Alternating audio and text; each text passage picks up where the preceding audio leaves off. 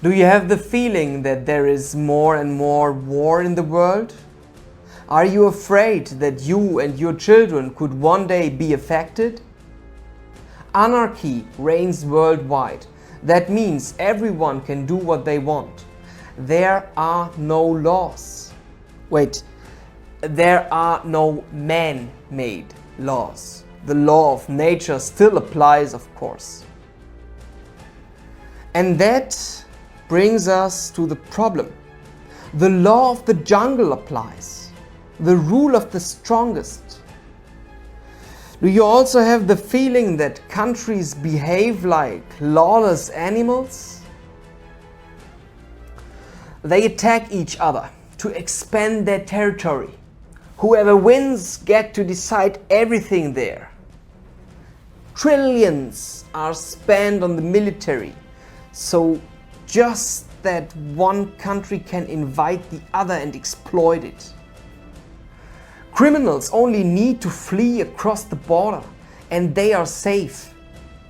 There is no police force or court for the whole world. Interpol can only be used in a few states that have given their prior consent. The International Court of Justice, however, can only catch perpetrators who travel to a country that arrests them. The United Nations? They can only plead and beg. Those who don't comply have nothing to fear. In the end, the only thing that counts is who can win the war.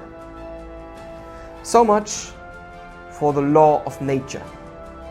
But with people, whoever has the most money also counts.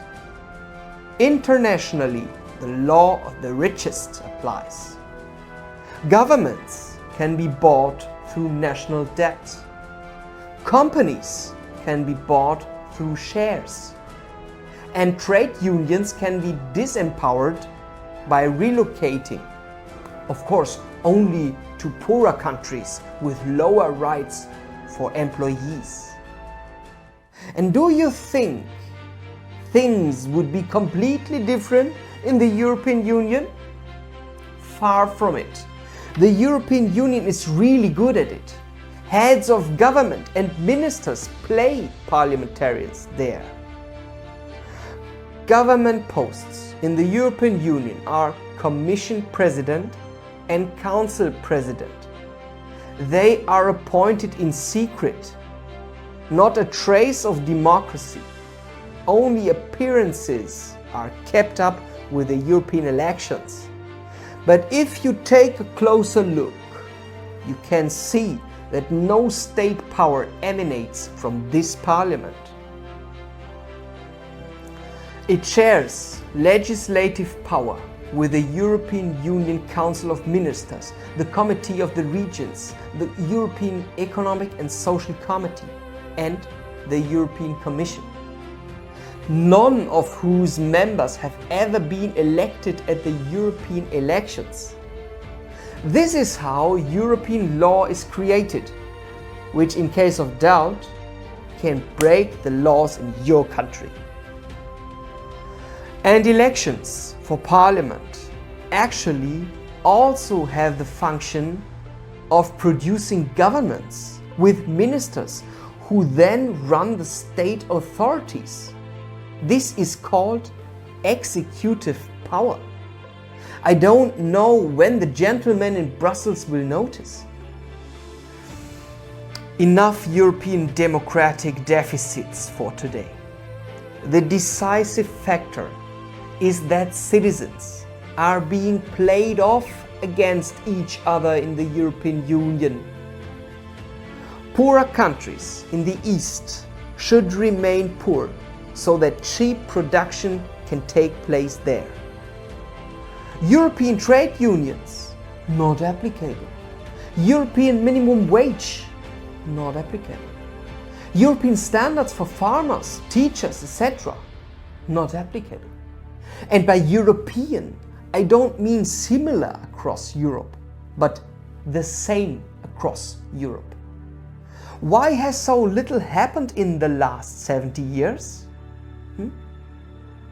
So, we can see that the United Nations and the European Union, which uphold international law, are not at all democratic because their parliaments are rather made up of government representatives or diplomats who receive instructions from them.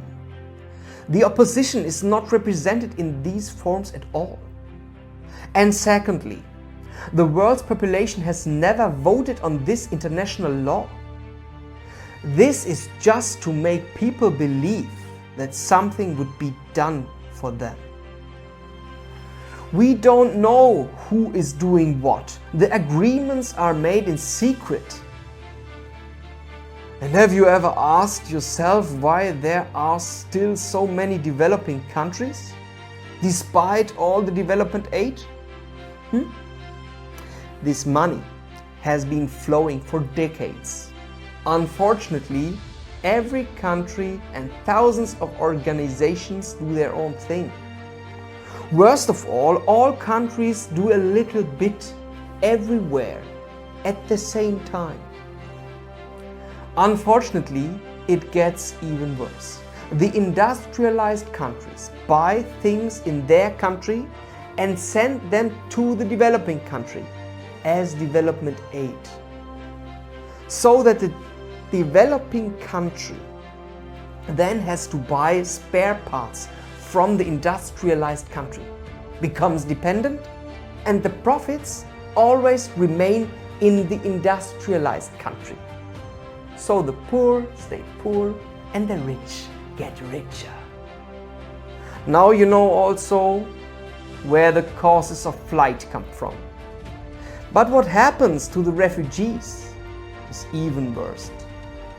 Because there is misery in their home countries and they know the corporations in the industrialized countries, they believe they will get rich there too.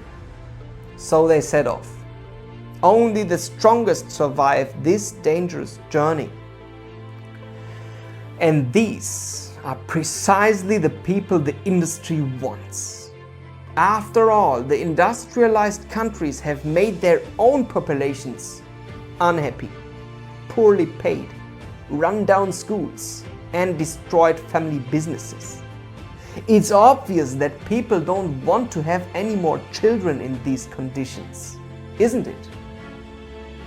If a country is dependent on immigration, it cannot make its own population happy.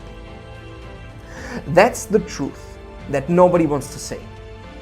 And that's why immigration has nothing to do with charity, but with greed.